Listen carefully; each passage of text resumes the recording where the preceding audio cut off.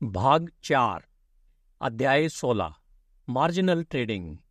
Stock में business करने वाले अधिकांश लोग मार्जिन पर खरीदारी करते हैं। सामान्य न्यूनतम मार्जिन खरीद मूल्य का लगभग 20% होता है, क्योंकि बैंक आमतौर पर स्टॉक के मार्केट प्राइस का लगभग 80% उधार देते हैं। यदि आप अपने स्टॉक की खरीद मूल्य का 20% अपने ब्रोकर के पास रखते हैं, तो उसे बाकी 80% का भुगतान करना होगा, लेकिन वह अपने बैंक से वह राशि उधार लेकर और स्टॉक को सुरक्षा के रूप में रखकर ऐसा कर सकता है। इस तरह ब्रोकर अपने पास आने वाले सभी मार्जिन बिजनेस को संभालने में सक्षम होते हैं, जब तक कि पैसा उधार लिया जा सकता है। बेशक कुछ स्टॉक ऐसे होते हैं जिन्हें बैंक ऋण के लिए कोलेटरल के रूप में स्वीकार नहीं करते हैं, और आपको अपने ब्रोकर से ऐसे स्टॉक को मार्जिन पर बेचने की उम्मीद नहीं करनी चाहिए। वास्तव में यदि वह ऐसा करने की सिफारिश करता है, तो ऐसा लगता है कि वह बकेट शॉप चला रहा है। इसके लिए अध्याय 18 देखें। बहुत से लोग सोचते हैं कि मार्जिन पर स्टॉक खरीदना जुआ है, और लोगों को इस कारण से ऐसा नहीं करना चाहिए। लेकिन मार्जिन पर खरीदारी सभी तरह के बिजनेस में की जाती है, हालांकि इसे उस नाम से नहीं जाना जाता है। अगर आपने स्टॉक सीधे खरीदा है, लेकिन इसके लिए भुगतान पूरा करने के लिए अपने बैंकर से खरीद मूल्य का 80% उधार लिया है और स्टॉक को सुरक्षा के रूप में उनके पास रख दिया है, तो आप मार्जिन पर खरीदारी कर रहे होंगे। इसी तरह अगर आपने घर खरीदा और 20% का भुगतान अपने पास मौजूद पैसे से किया और खरीद मूल्य का बाकी 80% उधार लिया, तो आप मार्जिन पर घर खरीद रहे होंगे।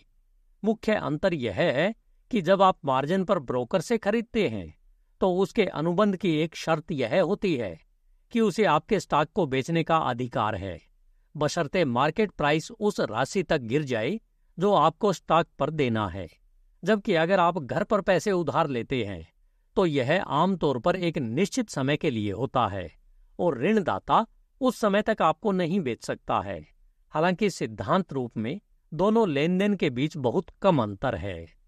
अधिकांश मार्जिन ट्रेडर पर्याप्त मार्जिन नहीं लगाते हैं। यदि आप केवल न्यूनतम मार्जिन लगाते हैं, तो आपके ब्रोकर को स्टॉक की कीमत में गिरावट आने पर आपसे अधिक मार्जिन मांगने का अधिकार है। जब तक आप हर समय अतिरिक्त मार्जिन लगाने के लिए पूरी तरह से तैयार न हो, आपको छोटी खरीदारी करनी चाहिए और खरीदते समय भारी मार्जिन लगाना चाहिए। मार्जिन की राशि लेन देन पर निर्भर करती है, लेकिन हम 30 से 50% तक की सलाह देते हैं, और कभी कभी हम किसी भी खरीद पर 50% से कम मार्जिन की सलाह नहीं देते हैं।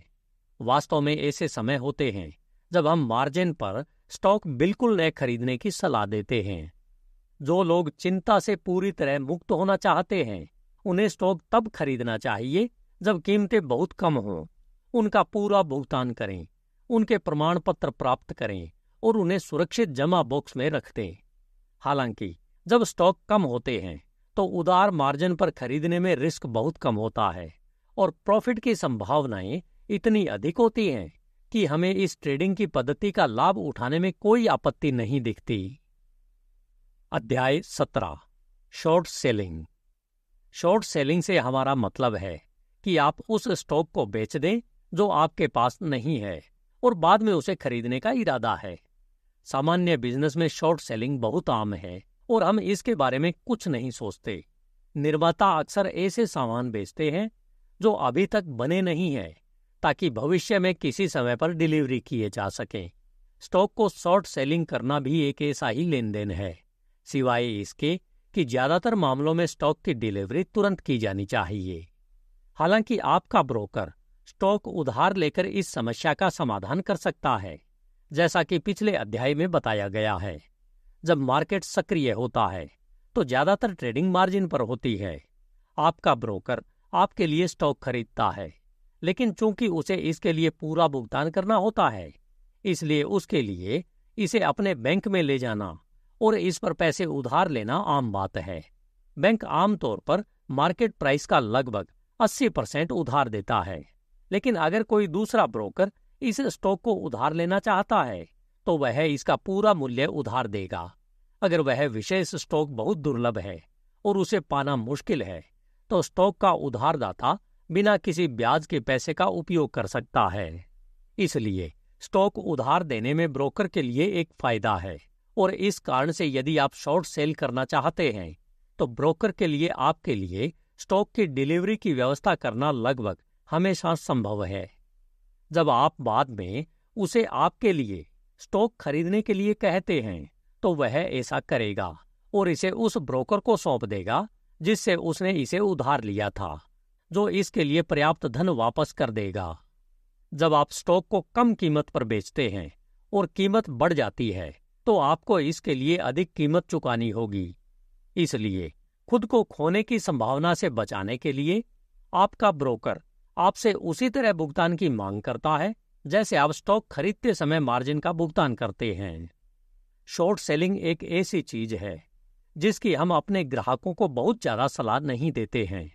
हमें लगता है कि जब तक खरीद कर पैसे कमाने के अच्छे अवसर हैं तब तक शॉर्ट सेलिंग करना उचित नहीं है, लेकिन जब सभी सौदे गायब हो जाते हैं, जैसा कि कभी कभी होता है, तो आपको या तो शॉर्ट सेलिंग करनी चाहिए या फिर मार्केट से पूरी तरह बाहर रहना चाहिए।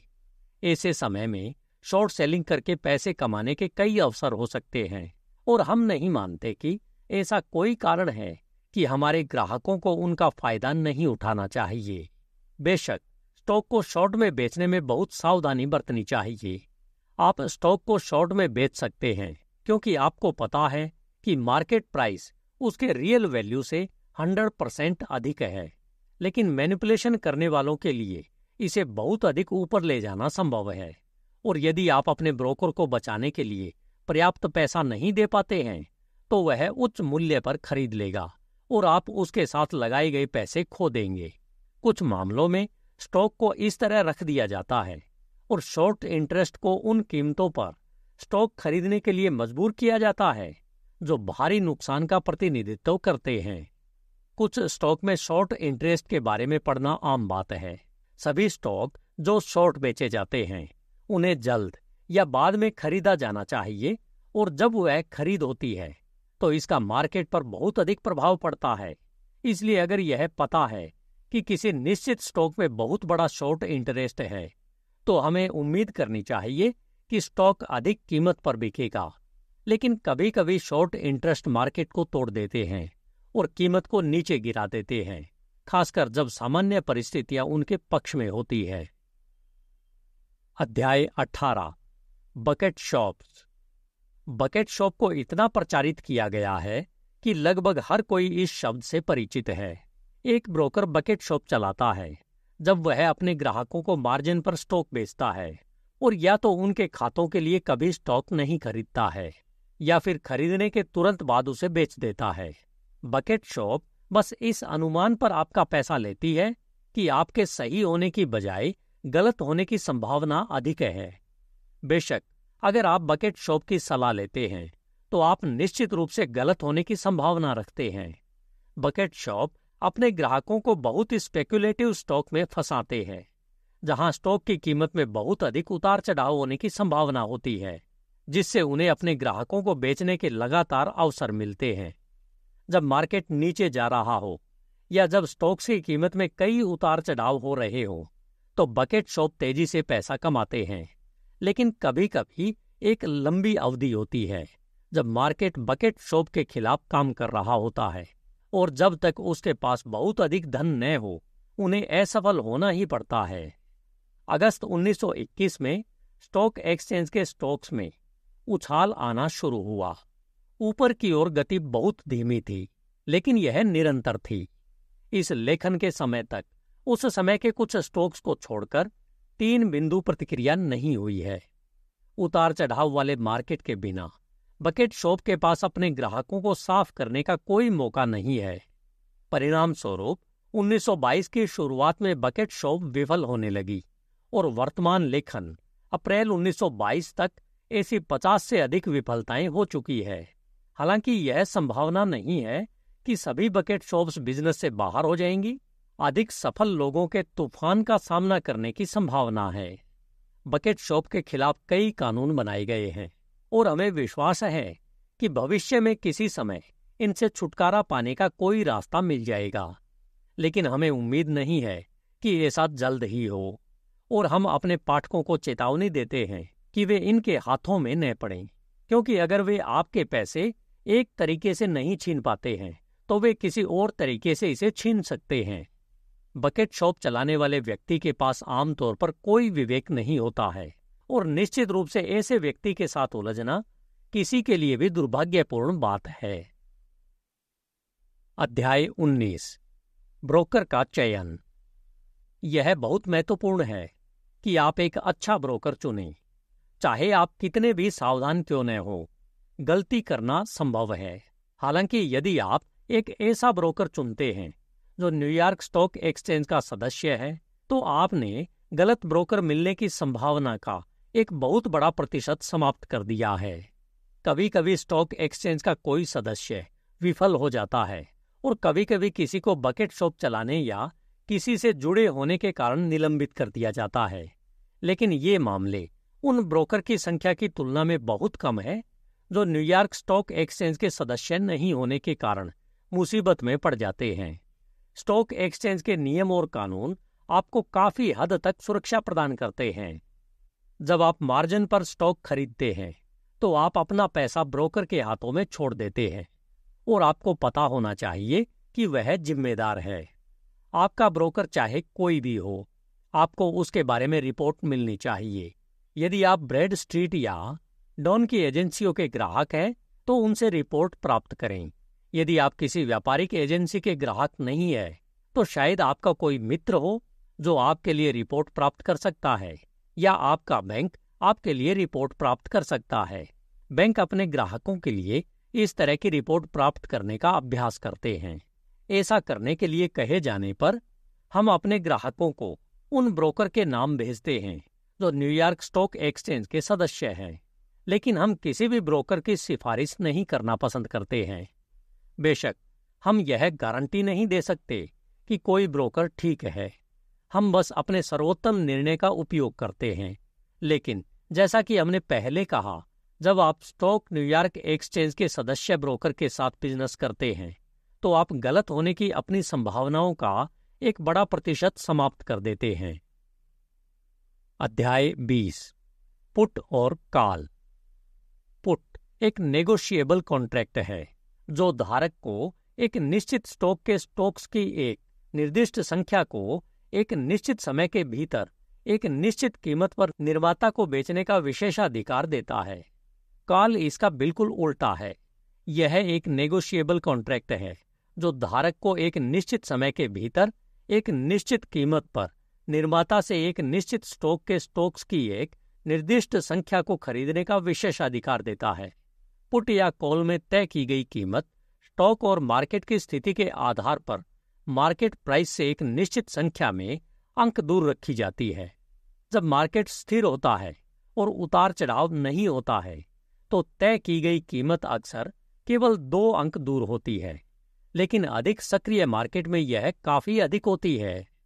उदाहरण के लिए, वर्तमान समय में यूएस स्टील लगभग 95 पर बिक रहा है और आप इस पर 97 पर कॉल या 93 पर पुट खरीद सकते हैं, यानी एक निश्चित राशि का भुगतान करके, जो वर्तमान में $137.50 है। आप अपनी कॉल की खरीद की तारीख से 30 दिनों के भीतर 97 पर यूएस स्टील के 100 स्टॉक खरीदने का विशेषाधिकार प्राप्त कर सकते हैं। यदि स्टील 101 तक जाता है तो आप अपने ब्रोकर से इसे 97 पर खरीद सकते हैं और इसे मार्केट में बेच सकते हैं, और आप अपनी कॉल और कमीशन की लागत को घटाकर 4 अंकों का प्रॉफिट कमाएंगे। स्टॉक मार्केट में ऑपरेटिंग की एक विधि के रूप में हम पुट और कॉल खरीदने की अनुशंसा नहीं करते हैं।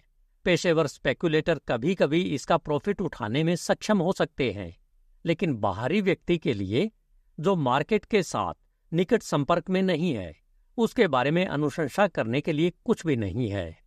यहाँ एक बात है, पुट और कॉल बेचने वाले लोग शर्तें तय करते हैं। अगर मार्केट अनियमित है तो वे मार्केट प्राइस से बहुत दूर खरीद या बिक्री का बिंदु तय करेंगे। ये लोग चतुर ट्रेडर हैं और वे अपने पक्ष में शर्तें तय करते हैं। आमतौर पर कहा जाता है कि पुट और कॉल के लगभग सभी खरीदार हार जाते हैं, और यही हमारी राय है। इसलिए हम आपको सलाह देते हैं कि आप उन्हें अकेला छोड़ दें। अध्याय 21 stop loss order. Stop loss आपके ब्रोकर को दिया गया एक आदेश है कि यदि मार्केट में एक निश्चित संख्या में गिरावट आती है तो वह आपके स्टॉक को बेच दे। कई स्पेकुलेटर मार्केट प्राइस से केवल 2 अंक पहले स्टॉप लॉस ऑर्डर देते हैं। विचार यह है कि जब मार्केट में गिरावट शुरू होती है तो यह लगातार गिरावट की ओर जाता रहता है और 2 अंक का नुकसान उठाकर आप बहुत अधिक नुकसान से बच सकते हैं। इसे शॉर्ट सेल पर भी लागू किया जा सकता है। जब आप अपने ब्रोकर को निर्देश देते हैं कि यदि स्टॉक एक निश्चित संख्या में ऊपर जाता है तो वह आपके लिए स्टॉक खरीद ले। हम वित्तीय समाचारों में स्टॉप लॉस ऑर्डर या सिर्फ स्टॉप ऑर्डर के बारे में बहुत कुछ पढ़ते हैं, जो एक ही बात है। औसत पाठक को यह विचार आने की संभावना है कि यह कुछ ऐसा है जिसका उपयोग उसे अपनी सुरक्षा के लिए करना चाहिए, लेकिन हमारा मानना है कि यह कुछ ऐसा है जिसका उपयोग उन लोगों द्वारा बहुत कम किया जाना चाहिए जो हमारे द्वारा सुझाई गई व्यापक तरीकों से बिजनेस करते हैं। यदि आपने बहुत सस्ते स्टॉक में खरीदारी की है तो आपको प्रतिक्रिया की स्थिति में उन्हें अपने पास रखना जारी रखना चाहिए। यदि आपने उन्हें सीधे या पर्याप्त मार्जिन पर खरीदा है तो आप खतरे में नहीं है और आपको अपने नुकसान को केवल कागजी नुकसान के रूप में देखना चाहिए। अधिकांश मामलों में यदि आपके पास स्टॉप लॉस ऑर्डर होता है तो आपके लिए अपने स्टॉक को अपने पास रखना बहुत बेहतर होता है। स्टॉप लॉस ऑर्डर की एक बड़ी संख्या एक अच्छी बात है। आइए एक बार फिर यूएस स्टील को उदाहरण के तौर पर लें। मान लीजिए कि यह 94 पर बिक रहा है और यह माना जाता है कि 92 पर स्टॉप लॉस ऑर्डर की एक बड़ी संख्या है। शॉर्ट इंटरेस्ट स्टॉक को भारी मात्रा में बेच सकते हैं और इसे 92 तक नीचे ला सकते हैं। फिर स्टॉप लॉस ऑर्डर वाले ब्रोकर बेचना शुरू कर देंगे। इससे कीमत और भी नीचे गिर जाएगी और शॉर्ट इंटरेस्ट इस कम कीमत पर कवर करने के लिए खरीद सकते हैं। इसलिए हमारा मानना है कि स्टॉप लॉस ऑर्डर एक बुरी चीज है और एक नियम के रूप में हम उनकी अनुशंसा नहीं करते हैं। एक ऐसा उदाहरण है जहां स्टॉप लॉस ऑर्डर का फायदा उठाया जा सकता है और वह बुल मार्केट के टॉप के पास है। यह बताना असंभव है कि मार्केट कब टॉप पर पहुंच गया है। यदि आप बहुत जल्दी बेच देते हैं तो आप कई अंकों का प्रॉफिट खो सकते हैं। बेशक बड़ा नुकसान उठाने की बजाय ऐसा करना बेहतर है। उस स्थिति में आप अपने ब्रोकर को मार्केट से 2 या उससे ज्यादा अंक नीचे स्टॉप लॉस ऑर्डर लगाने का निर्देश दे सकते हैं और मार्केट की कीमत बढ़ने पर इसे ऊपर ले जाते रहें। फिर जब प्रतिक्रिया आती है तो वह इसे बेच देगा और आपको अपने प्रॉफिट का एक बड़ा हिस्सा खोने से बचाएगा। यह लगभग एकमात्र उदाहरण है जहां हम स्टॉप लॉस ऑर्डर की सलाह देते हैं, लेकिन हम अपने ग्राहकों को कभी-कभी इसकी सलाह देते हैं, हालांकि बहुत कम। यदि आपका स्टॉक 100 से अधिक पर बिक रहा है तो हम सुझाव देंगे कि आप मार्केट से कम 3 पॉइंट पर स्टॉप लॉस ऑर्डर करें, लेकिन 100 से नीचे बिकने वाले स्टॉक के लिए 2 पॉइंट स्टॉप लॉस ऑर्डर का उपयोग किया जा सकता है। हालांकि प्रत्येक विशेष मामले में पॉइंट की संख्या तय की जानी चाहिए। अपने ग्राहकों को दिए गए विशेष निर्देशों में हम उन्हें बताते हैं कि हमें कब लगता है कि वे स्टॉप लॉस ऑर्डर का प्रॉफिट उठा सकते हैं। भाग 5 समापन अध्याय। अध्याय 22 स्पेकुलेशन की इच्छा।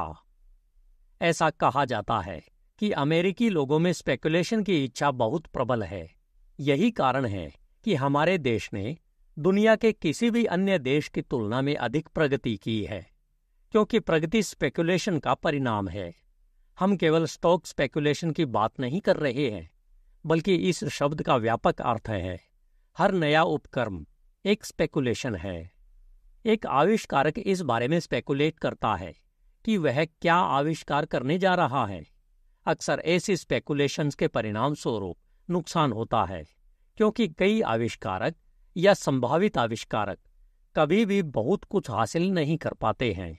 वे अपना पैसा, समय और प्रयास खर्च करते हैं और शायद गरीबी में कई साल गुजारते हैं, और फिर अगर आविष्कार लाभदायक नहीं होता है तो वे भारी नुकसान में होते हैं। कई आविष्कारक अपने जीवन के सबसे अच्छे साल गरीबी में बिताते हैं और कभी सफल नहीं होते। हम उन लोगों के बारे में बहुत कुछ सुनते हैं जो सफल होते हैं, लेकिन उन लोगों के बारे में बहुत कम सुनते हैं जो असफल होते हैं, जिनकी स्पेकुलेशन फेलियर रही। सिवाय इसके कि जब कोई उन पर धोखेबाज होने का आरोप लगाता है क्योंकि उन्होंने अपने आविष्कारों के प्रचार के लिए पैसे मांगे और सफल नहीं हुए। हर नए बिजनेस के साथ यही बात होती है।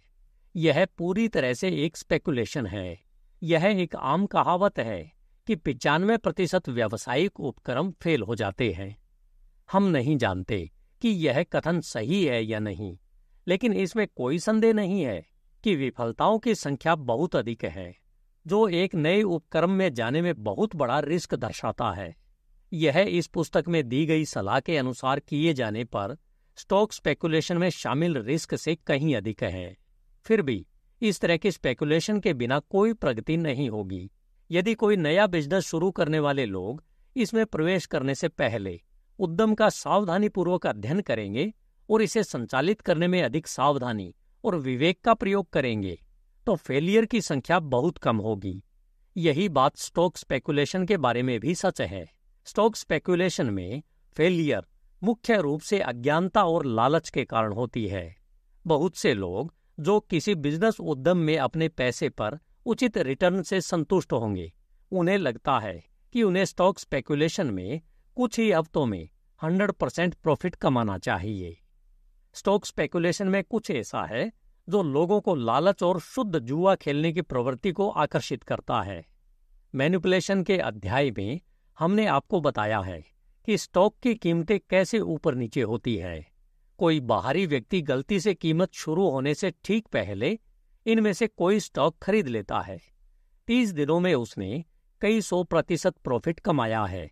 उसे एहसास नहीं होता कि यह पूरी तरह से आकस्मिक था और वह फिर से वही करने की कोशिश करता है और अपना सारा प्रॉफिट और संभवतः अपनी सारी पूंजी भी खो देता है। एक स्टॉक गैम्बलर, हम गैम्बलर शब्द का इस्तेमाल ऐसे व्यक्ति के लिए करते हैं जो अज्ञानता से काम करता है, बहुत सारे बेहद स्पेकुलेटिव स्टॉक देख रहा है और अचानक एक ऐसे स्टॉक पर ध्यान देता है जिसकी कीमत में बहुत ज्यादा उछाल आया है। फिर वह खुद से कहता है, अगर मैंने उस स्टॉक को सिर्फ 10 पॉइंट मार्जिन पर खरीदा होता तो मैं कई 100% मुनाफा कमा लेता। वह एक और स्टॉक चुनता है जिसके बारे में कोई उसे बताता है कि यह भी उतना ही अच्छा प्रदर्शन करेगा। वह जितना हो सके उतना स्टॉक खरीदता है और अपने पास मौजूद सारा पैसा मार्जिन के तौर पर लगा देता है, लेकिन कीमत नहीं बढ़ती। शायद कीमत गिर जाए और वह अपना मार्जिन खो दे, लेकिन यह लंबे समय तक, कभी कभी 1 साल या उससे ज्यादा समय तक लगभग स्थिर रह सकता है। और इसे पूरे समय के दौरान यह व्यक्ति इस डर से चिंता में रहता है कि कहीं वह अपना पैसा न खो दे। अगर वह अपना पैसा नहीं खोता है तो यह लंबे समय तक बंधा रहता है, जहां वह अपने सामने आने वाले वास्तविक अवसरों का लाभ उठाने के लिए इसका इस्तेमाल नहीं कर सकता। बड़े रिस्क उठाने से कोई फायदा नहीं होता।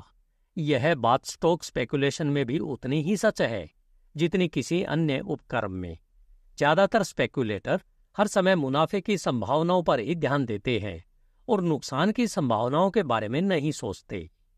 यदि आप स्टॉक स्पेकुलेशन में सफल होना चाहते हैं तो एक चीज आपको अवश्य सीखनी चाहिए, और वह यह है कि कभी भी यह न सोचे कि यदि आपने फलां स्टॉक खरीदा होता तो आपको कितना बड़ा प्रॉफिट हो सकता था, क्योंकि संभावना यह है कि आप उस स्टॉक को खरीदने में आवश्यक रिस्क नहीं उठा सकते थे। बेशक यह सब खत्म होने के बाद आपको ऐसा लग सकता है कि उस स्टॉक को खरीदना पक्का था, लेकिन ऐसे स्टॉक्स को खरीदना कभी पक्का नहीं होता। रिस्क हमेशा बना रहता है, एक पुरानी कहावत है, और हम इस पर पूरी तरह से यकीन करते हैं कि जो व्यक्ति जल्दी अमीर बनने के विचार से सट्टा लगाता है वह अपना सारा पैसा जल्दी खो देता है, लेकिन जो व्यक्ति अपने पैसे पर उचित रिटर्न पाने के विचार से स्पेकुलेशन करता है वह आमतौर पर अमीर बन जाता है। अपने ग्राहकों को सलाह देते हुए हम शायद ही कभी अत्यधिक स्पेकुलेशन वाले स्टॉक्स की सलाह देते हैं, क्योंकि हम प्रॉफिट कमाने की तुलना में नुकसान से बचने को अधिक महत्वपूर्ण मानते हैं। आप उस कथन पर आपत्ति कर सकते हैं क्योंकि आप प्रॉफिट कमाने के लिए अनुमान लगाते हैं, न कि नुकसान से बचने के उद्देश्य से। फिर भी यदि आप अपने नुकसान को न्यूनतम रखने में सावधान हैं, तो आपका प्रॉफिट बहुत अधिक होने की संभावना है। कोई भी ट्रेडर जो किसी भी लंबी अवधि के लिए बिजनेस करता है, वह कभी कभी बड़ा प्रॉफिट कमा सकता है, और फिर भी उनमें से अधिकांश को प्रॉफिट की तुलना में अधिक नुकसान होता है। ऐसा कहा जाता है कि 80% से अधिक मार्जिनल ट्रेडर हार जाते हैं, लेकिन हम इसे मार्जिन पर बिजनेस करने के खिलाफ तर्क नहीं मानते हैं, क्योंकि ये नुकसान ज्यादातर अज्ञानता, लालच और बहुत अधिक रिस्क लेने के कारण होते हैं। स्पेकुलेशन की अपनी इच्छा को दबाएं नहीं। अगर लोग अनुमान न लगाएं तो सारी प्रगति रुक जाएगी, लेकिन स्टॉक या किसी और चीज में स्पेकुलेशन न लगाएं बिना यह जाने कि आप क्या कर रहे हैं, और अपने सभी लेन देन में यथासंभव सही निर्णय और सावधानी बरतने की कोशिश करें। अगर आपको नहीं पता कि क्या करना है, तो किसी ऐसे व्यक्ति से सलाह लें जिसे यह पता हो और जो आपको खरीदने या बेचने में दिलचस्पी न रखता हो। सुरक्षित रूप से स्टॉक स्पेकुलेशन उन लोगों के लिए संभव है जो सही सिद्धांतों द्वारा निर्देशित होने का प्रयास करते हैं। अध्याय 23। 2 प्रकार के ट्रेडर्स। स्टॉक ट्रेडर 2 तरह के होते हैं। एक तरह के ट्रेडर लगभग हमेशा प्रॉफिट कमाते हैं, और दूसरे तरह के ट्रेडर कभी कभी जीतते हैं और कभी कभी हारते हैं। लेकिन अगर वे अपने तरीके नहीं बदलते हैं तो अंततः सब कुछ खो देते हैं। पहली तरह का ट्रेडर उदार मार्जिन पर या सीधे स्टॉक खरीदता है, और जब मार्केट उसके खिलाफ जाता है तो उसे चिंता नहीं होती है, क्योंकि उसके पास यह मानने के अच्छे कारण होते हैं कि कीमतें अंततः बढ़ेंगी। अगर उसे कभी कभी नुकसान उठाना पड़ता है तो यह उसके मुनाफे की तुलना में कम होने की संभावना है। दूसरी तरह का ट्रेडर जल्दी से बड़ा प्रॉफिट कमाना चाहता है, और वह ऐसे स्टॉक खरीदता है जिनके बारे में उसे लगता है कि वे निकट भविष्य में बड़ा प्रॉफिट कमाने वाले हैं, लेकिन उसका चयन अच्छे निर्णय पर आधारित नहीं होता है। हम इन 2 ट्रेडर्स को सावधान ट्रेडर और लापरवाह ट्रेडर के रूप में नामित कर सकते हैं। सावधान ट्रेडर्स मार्केट्स और स्टॉक के मूल्यों पर अच्छी सलाह लेने की कोशिश करता है।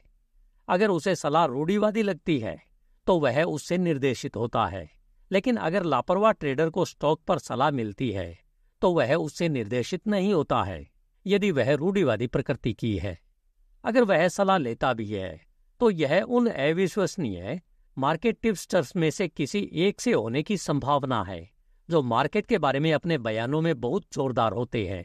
लापरवाह ट्रेडर अपने लालच और बड़े और त्वरित मुनाफे की इच्छा को अपने निर्णय को प्रभावित करने देता है। कभी कभी इन लापरवाह ट्रेडर्स में से किसी को एहसास होता है कि उसने बहुत बड़ी गलती की है और वह अपना रवैया बदलना चाहता है। आमतौर पर उसके पास कई स्टॉक होते हैं जो बड़ा नुकसान दिखाते हैं और उसे नहीं पता कि उनके साथ क्या करना चाहिए। वह तर्क देता है कि वे अभी इतने कम दाम पर बिक रहे हैं कि वे निश्चित रूप से किसी समय अधिक दाम पर बिकेंगे। शायद उसका तर्क सही हो और शायद नहीं। स्टॉक्स के बहुत लंबे समय तक ऊपर जाने की कोई संभावना नहीं है, लेकिन भले ही उनके बाद के ऊपर जाने की अच्छी संभावना हो, लेकिन उसके लिए उन्हें अभी बेचना बेहतर है। अगर वह बिक्री से प्राप्त धन को किसी और चीज में लगा सकता है जिसमें प्रॉफिट कमाने की बेहतर संभावना है। हमारी सलाह है कि अगर आप बिक्री से मिलने वाली आय को किसी बेहतर चीज में लगा सकते हैं तो उसे बेचने और नुकसान उठाने में कभी संकोच न करें, बजाय इसके कि उसे उसी स्टॉक में रहने दें जिसमें वह अभी है। यह इतना बड़ा सवाल नहीं है कि आपके पास जो स्टॉक है वह ऊपर जाएगा या नहीं, बल्कि यह है कि अगर आप खरीदारी करने के लिए मार्केट में आ रहे हैं तो आप उस विशेष स्टॉक को खरीदेंगे या नहीं। बेशक जब आप कोई स्टॉक बेचते हैं और कुछ और खरीदते हैं तो कमीशन का नुकसान होता है, और इसी वजह से हम कभी कभी किसी स्टॉक को होल्ड करने की सलाह देते हैं। यदि आप अतीत में लापरवाह ट्रेडर रहे हैं तो आपको बस इतना करना है कि अपने तरीके बदलें और सावधान ट्रेडर बनने की कोशिश करें। बहुत ज्यादा रिस्क उठाने की तुलना में सावधानी की चरम सीमा तक जाना और बहुत कम मुनाफे से संतुष्ट होना कहीं बेहतर है। धन्यवाद। HindiAudiobook.com। आपका दिन शुभ हो।